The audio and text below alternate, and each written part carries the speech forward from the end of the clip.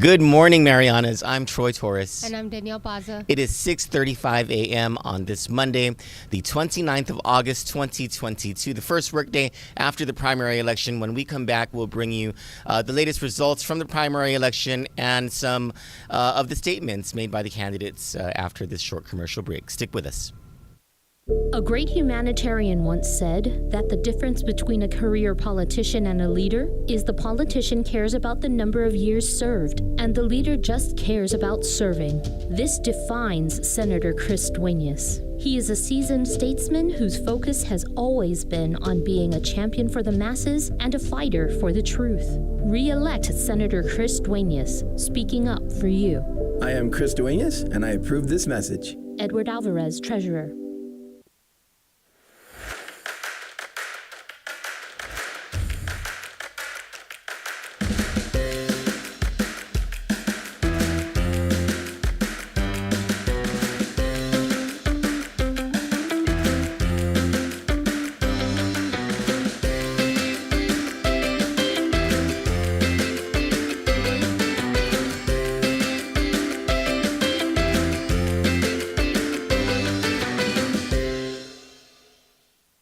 Tom Fisher was a Peace Corps volunteer and an educator in the jungles of Central Africa.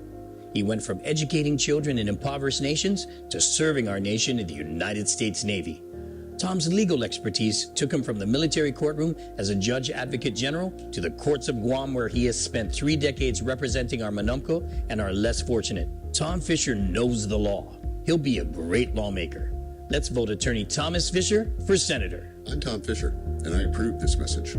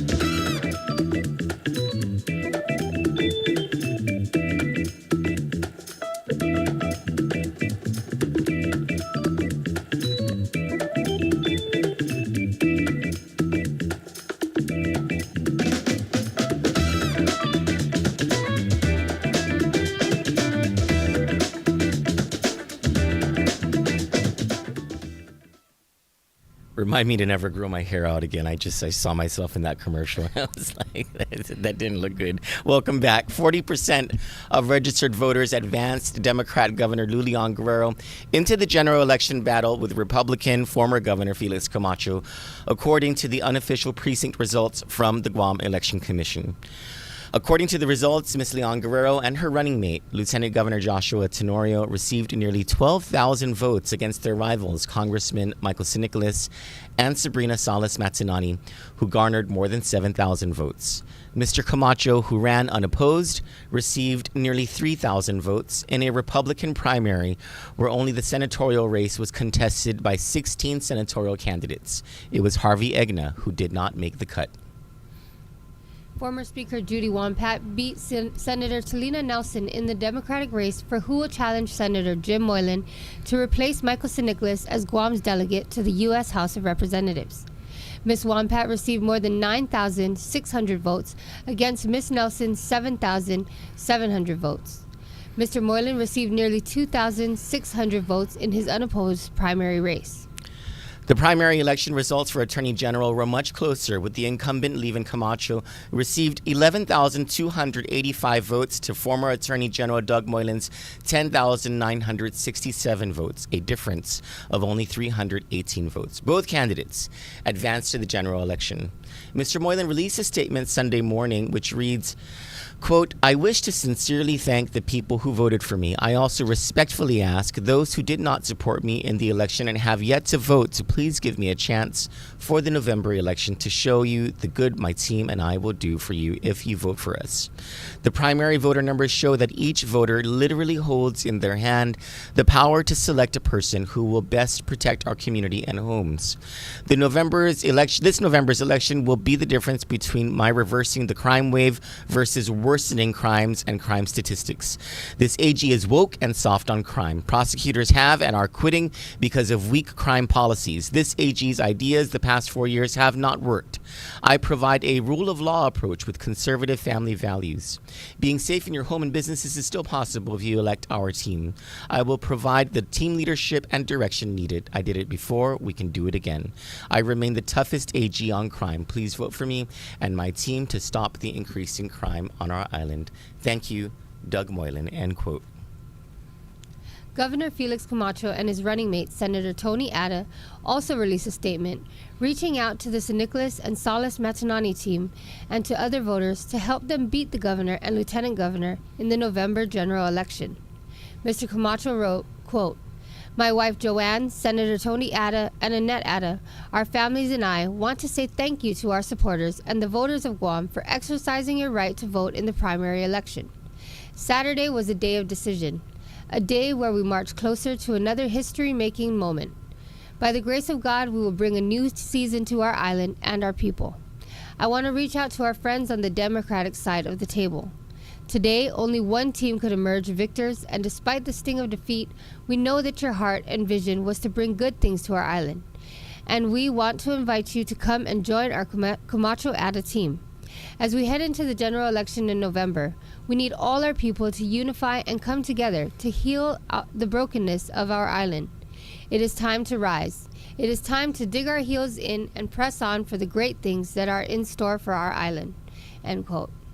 Kandit is waiting for confirmation from the Camacho Ada campaign whether Governor Camacho and Senator Ada will be in our studios this morning for an exclusive interview. Meanwhile, Congressman San Nicolas and Ms. Matanani released a preliminary statement that reads, quote, "We love you, Guam. Please give us some time as we reflect on this election in prayer and with our families. We will make a statement on the election and the future afterward.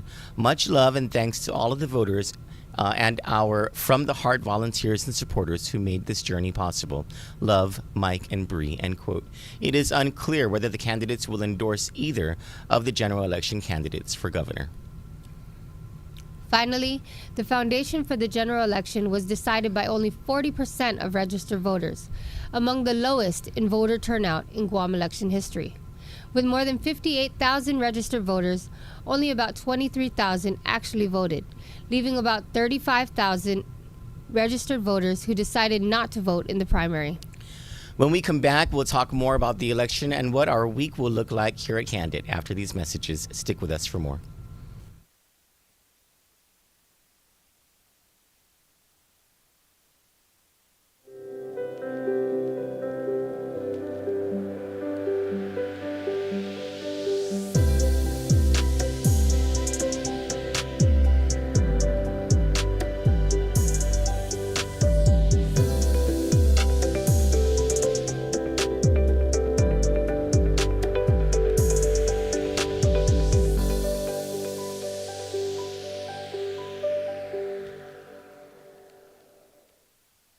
Huff Day. I'm Will Parkinson, and I'm standing in the bush. I'm standing in the bush because I want to be your senator. Before I ran for senator, I was actually involved in the legalization of this bush. I was one of the original advocates that supported Senator Clint Rogel when he legalized this bush. And if you elect me senator, I promise I will make sure no one ever makes this bush illegal ever again. So please, vote for me, Will Parkinson, number 8 on the ballot. Thank you. And I'm Will Parkinson, and I endorse this message. That's great. Like, hopefully the baddest guy in Junior doesn't find me. This is from his house. Tom Fisher was a Peace Corps volunteer and an educator in the jungles of Central Africa. He went from educating children in impoverished nations to serving our nation in the United States Navy. Tom's legal expertise took him from the military courtroom as a judge advocate general to the courts of Guam, where he has spent 3 decades representing our Manumco and our less fortunate. Tom Fisher knows the law. He'll be a great lawmaker. Let's vote Attorney Thomas Fisher for Senator. I'm Tom Fisher, and I approve this message. Welcome back, everyone. Thank you so much for sticking with us. Before we talk about the election and the news for this week, I wanted to announce that this Saturday I'm going to be a godfather again to my soon-to-be goddaughter, Laylee. And that's her with my soon-to-be Pari, Layton. The christening takes place at Santa Lutda's Church on Saturday at 9 a.m. Now let's talk about the election. There are certain facts that we can glean from the election. Fact number one is that Ron McNinch is always right. Dr. Ron McNinch from the University of Guam, his exit polls showed, I think it was a spread of 400, sample size of 400 voters throughout the island, throughout the different precincts. They have their methodology, and he said the exit poll came out looking almost exactly like the actual results. I believe the exit polls showed Governor Leon Guerrero with 65% of the Democratic primary vote to Congressman Nicholas 35%. I think the actual numbers came out to 62 versus 38 or 37. So it's very close to what the exit polls said they would be. And so, you know, I've come to learn over the years of being involved in gubernatorial politics that Ron McNinch is always right when it comes to gubernatorial elections. So trust his polls. I think one thing that I am very happy about is that I was not involved in a gubernatorial election for the first time since 2002. And I have to say, because when you are so invested in a campaign and you do not prevail, it hurts a lot. It really does. And so I feel for the San Nicolas and Salas Matsinani campaign and the Nelson campaign and the several Democratic senatorial candidates and Harvey Egna on the Republican side who did not prevail. Mike Ozu didn't win. The person who I voted for didn't win for governor. But, you know, I don't have that same... It's not like in 2002 when I was heavily involved in the Unpinko campaign and we lost the primary, and that was just devastating. Or in 2018 when I was in the Rodriguez campaign, you know, and we didn't win the primary, and that, you know, that was devastating. You know, it's very different when you're involved in a campaign. And so, you know, our hearts go out to all those who did not prevail in the primary election, right? Yeah. I don't know. This is your first time kind of being in, not your first time voting, but your first time being a little bit invested in the campaign, right? I didn't eat. That's a first. I was like, are you serious? I was okay. Then. I was fine. And you know, for weeks prior to the election, I just thought, you know, whatever the voters' will is, that is all part of God's plan. Yeah. And all of this is part of a larger plan for our island, and so we got to accept it. True. And we and as voters and as people invested in Guam, because Guam is what's important, right? We just, you know, we move on. And the general election is going to happen. What else does all of this tell us? I think that these results tell us that independent voters don't care about the primary election. We have 60% of, which is about 35,000 in your report, right? 35,000 registered voters who decided not to come out and vote during the primary election. I think this election also tells us that social media alone cannot determine a gubernatorial election. Maybe it'll work in a senatorial race and in a congressional race and in the AG race. The AG race being so close, the AG race is the anomaly in this election. Doug Moylan does not have the kind of money that Leevin Camacho has. Doug Moylan, as a matter of fact, is not taking anyone's money as a rule in his election. Oh, wow. So he has relied on earned media and on social media to advance his campaign. Him being only 318 votes shy of Leevin Camacho, who is spending money on advertisements, who has a ground game, all of that stuff, who is basically attached his coattails to the Lou and Josh campaign, is essentially what he has done. The fact that Doug Moylan came within 318 votes in a primary election says that that race actually can be won on social media, I think. What is earned media? Earned media is when you do something or you say something so that the media stations, the news, picks up your story and like runs with it. And so, you know, it's an important tool to use as a candidate in any election. In the gubernatorial race, though, this primary election showed us that in a primary election, at least, you cannot rely on social media. You have to have money. You have to have money in order to advertise, but also most importantly, to organize a village organization, a grassroots organization that gets out there and secures votes one by one, counts those votes one by one, has poll watchers at every single precinct that is crossing off the names of people who are announced that come in to vote, so that you understand who your voters are. So that you report that back to your headquarters and say, this person who said, on this date that they were going to vote for Lou and Josh, or they were going to vote for Felix and Tony, they came in to vote. You cross their name out so that you don't have to call them. So that those who remain on your roster of your village organization who committed to voting for you in the election, who have not come out to vote yet, you can call them up. You have your phone bankers and you call them up and you say, hey, do you need a ride to go and vote? Is there something happening that we can help you with so that you can go and vote? You want to get your voters out there. At the very least, in a primary election, that's what these results have shown us, is that a ground campaign like that is necessary in order to prevail in a primary election. Do you have any questions about the election? Or do you have any thoughts about the election? I guess it's... No, I know you're sad about the election. Yeah, I am. I don't want to talk about it.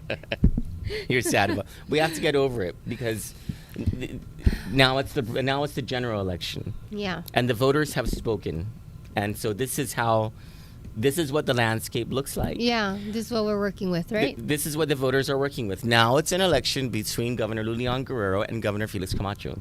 Now it's an election between Speaker Judi Wampat and Senator Jim Moylan.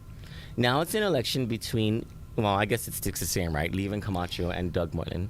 Yeah. And the 15 senatorial candidates on each side to determine, who gets a majority in the, 37th? Are we on the 37th right now? The 38th Guam legislature. I can't remember what election we are in right now. So as now the election's over, now Kandit can continue to work on investigative pieces. I have a story in the wings that needs to be finished, and the Nicholas Moore trial is what is sort of keeping me from finishing this story. But I'm pretty sure that this week I'll be able to publish a story about that has to do with the government of Guam's treasury, which is at the Bank of Guam, and it has to do with the current governor and how she has benefited from the Bank of Guam's success over the course of the pandemic, which of course is during her administration, which, when we release the story, we'll let voters decide how that affects you, or not just voters, but also taxpayers decide how you feel about all of that stuff. And then there is also a story that we are tracking, and it is regarding a contract over at Guam Memorial Hospital, where a company is making millions, apparently, of dollars off of GMH receivables, to include garnishments of tax refunds, which is... Yeah, that happened to me a few times already. Well, we'll let you all decide when that story comes out. That might take a little bit longer. We're still waiting for response from GMH on our Freedom of Information Act request for documents. But we'll have that as soon as we can. And then, of course, the Nicholas Moore trial will continue our coverage today. You can get these in-depth stories at candidnews.com. We ask that you join us in turning our attention to Cousin Ray Gibson on 93.3 FM, The Point. The Ray Gibson Show, which is the only show of any consequence or significance on Guam, every weekday, Monday to Friday from 6 a.m. to 10 a.m. And again, the most educational show on our island, which is Tall Tales by Bob Klitsky and Jose Martinez on the same channel, 93.3 FM, The Point, from 4 p.m. to 6 p.m. every Monday to Friday. Now, if we can turn our attention to 93.3 FM on the radio dial, or on Facebook Live at The Point Guam, or on YouTube Live on The Ray Gibson Show. For Kandit News, I'm Troy Torres. And I'm Danielle Baza. Good morning, Marianas.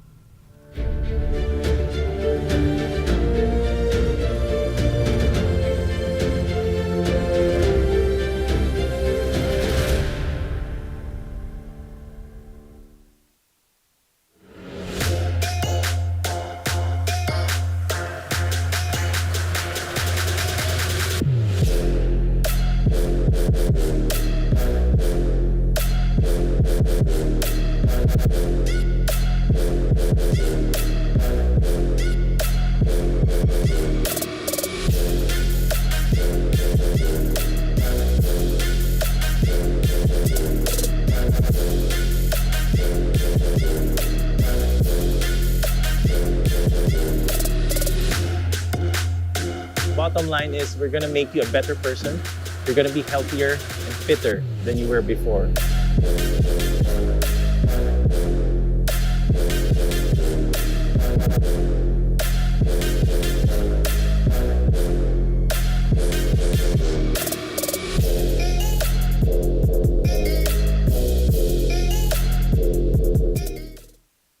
The Jones Act is a 1920 law justified on national security grounds as a means to bolster the U.S. maritime industry. It restricts domestic shipping to vessels that are U.S. built, U.S. owned, U.S. flagged, and U.S. crewed.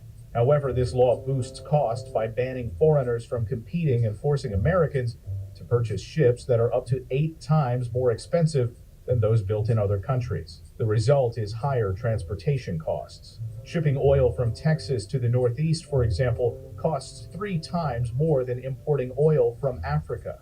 Ultimately, consumers foot the bill.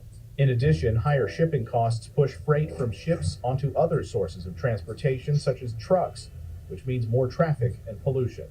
Meanwhile, this blatant protectionism has failed to benefit builders of ships in the U.S., whose production is less than 1% of those in China and South Korea. Domestic builders have seen over 300 shipyards close since the early 1980s. Jones Act defenders claim the law ensures adequate U.S. ships during times of war, but during U.S. deployments during Operations Desert Shield and Desert Storm, foreign flagged commercial ships carried twice as much equipment as their U.S. counterparts. In fact, the U.S. was so desperate for shipping that it twice requested the use of a cargo ship from Moscow. Both requests were denied. So the Jones Act has failed to achieve its shipbuilding and national security goals while driving up costs for consumers. It's time for this outdated, costly, and ineffective law to be repealed. It's time to end the Jones Act.